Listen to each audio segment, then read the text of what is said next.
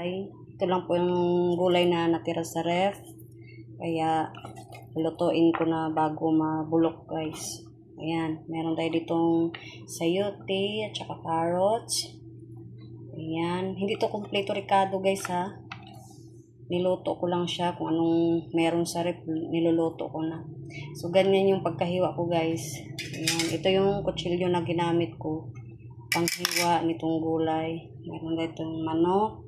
Nilagyan ko konti ito ng tuyo, guys, konti lang. Tsaka itong repolyo. Merong tinunaw na cornstarch, bawang, sibuyas, paminta. Yan lang ang halo ko, guys, kasi yan lang ang meron sa rep ko, guys. Ayan. Ting, sibuyas, bawang,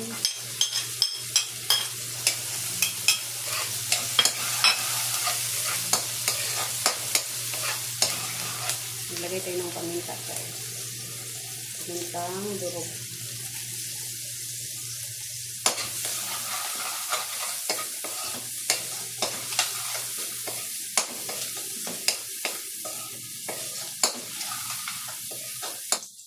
Lagyan natin yung manok.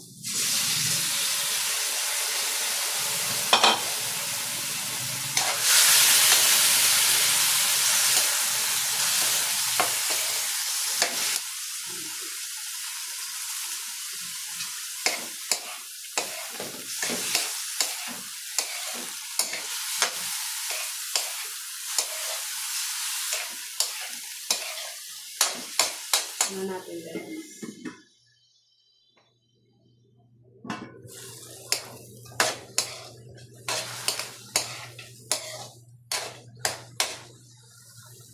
Lagyan ng gulay.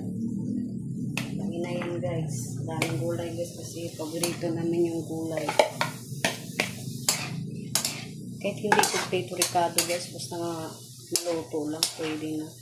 Hindi na kailangan yung kompleto. Kung anong meron, lutuin. Diba? Ayan, guys. Paborito namin to, guys. Ang anak ko din. Takpan ulit. Ayan, guys. Ilagay muna tayo ng chicken cubes.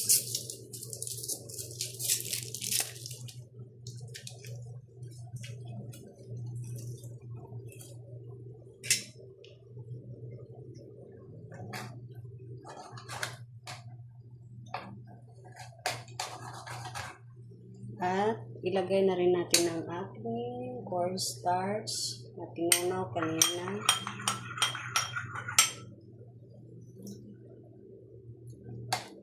Ayan, guys.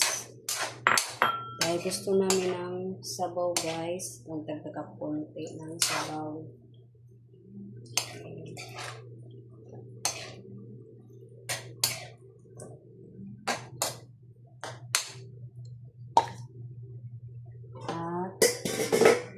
Ihalo ko na rin yung repolyo na dito.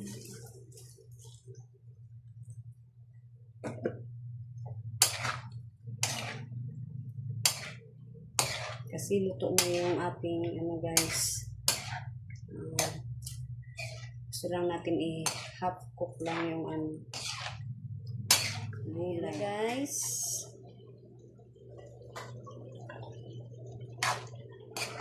Sarap na siya, guys. Oh. Yun lang, ganito lang, kasimple. Ayan, luto na siya, guys. Ayan yung niya. Thank you for watching.